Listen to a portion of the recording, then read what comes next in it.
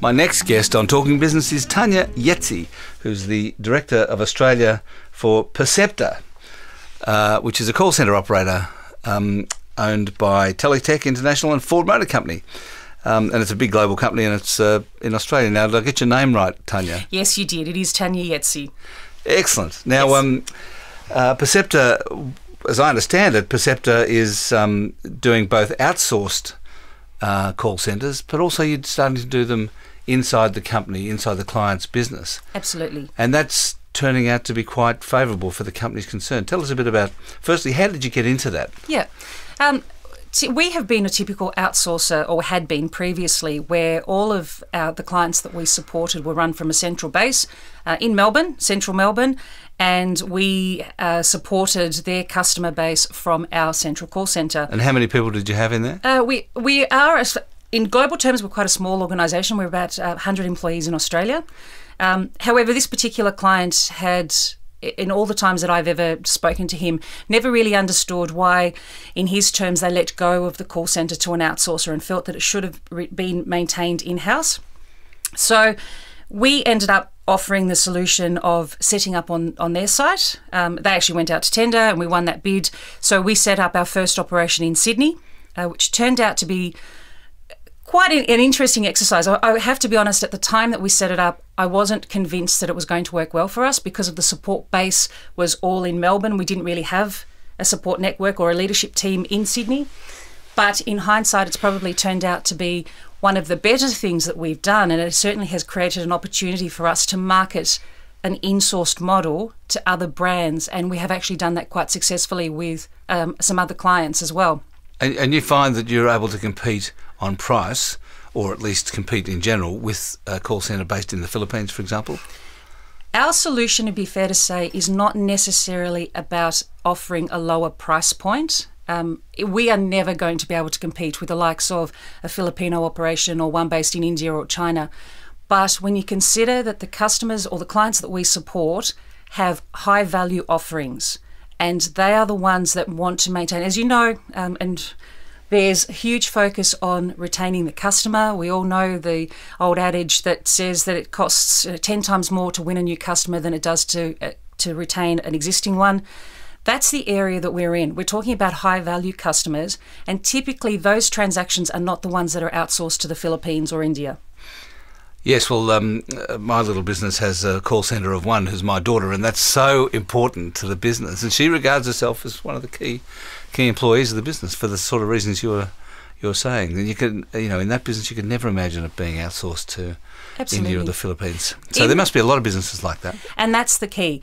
A lot of companies that we've spoken to in the past have said that if they have gone down an outsourced path, they have felt disconnected from their customer. By having it on site, it means that our clients can wander down to the call centre whenever they want to. They can actually talk to the staff in the call centre, understand what the real issues are. It also means that our staff can go to the client and say, I've got this out-of-the-box scenario. What do you suggest I do? So again, it helps the client get involved in those issues and resolve them. In fact, one of your shareholders, Teletech, is in the business of offshoring to the likes of Philippines Correct. and India, aren't they? So I guess it's interesting that they are involved in something that's the opposite to that in Australia. Absolutely. And so you're finding that since you've gone into the business of insourcing, that the business is growing? Absolutely. I suppose one of the realisations for us over the last few years is that our offer is not limited just to vehicles and the automotive industry. So since over the last few years, we have focused on trying to branch out into other industries.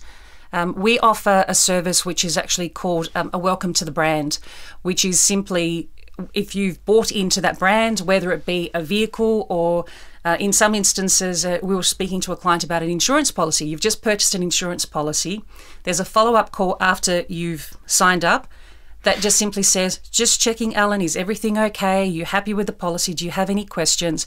And when you think of just how powerful that interaction is with the customer to make them feel loved by the brand and make them feel that if anything goes wrong or if they've got any questions, they've got recourse, they know who to contact. Very, very powerful. And when it is becoming so difficult customers aren't necessarily, they're not as loyal as they used to be. I mean, once upon a time, it used to be, if you were a Telstra customer, you were a Telstra customer for life. If you were a Holden or a Ford customer, you tended to buy into that brand for life. Those days, those customers aren't so typical anymore, and there's a lot of change. The Gen Ys are coming through. They're not going to be loyal. They're going to be looking at value for money and cost. But I suppose value for money and cost, an element of value for money is the service you get when you ring up. Absolutely. And I mean, do you find that a lot of people that find value in speaking to a human being when they ring up? You know, that you actually get somebody to answer the phone?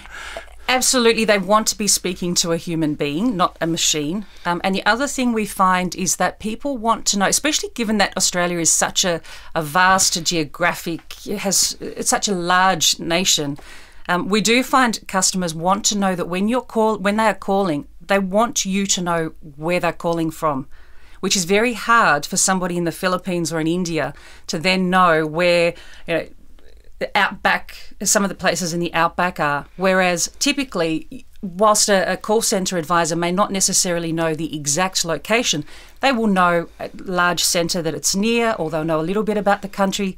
And that's why it's important in terms of making a customer feel that they are important. And I have seen some research recently that suggests that customers that know that their business has been outsourced feel less valued than when they know that it's stayed within Australia. Do many of them ask, "Where are you?" In a previous life, we did a lot of outbound calling, and we certainly got asked lots of questions about where are you based, but not in my current life at Percepta. It's been fascinating talking to you, Tania. Thank you. Thanks very much for coming in. I've been talking to Tania Iezzi, who's the Director for Australia of Percepta, the call centre operator. Thank you very much, Alan.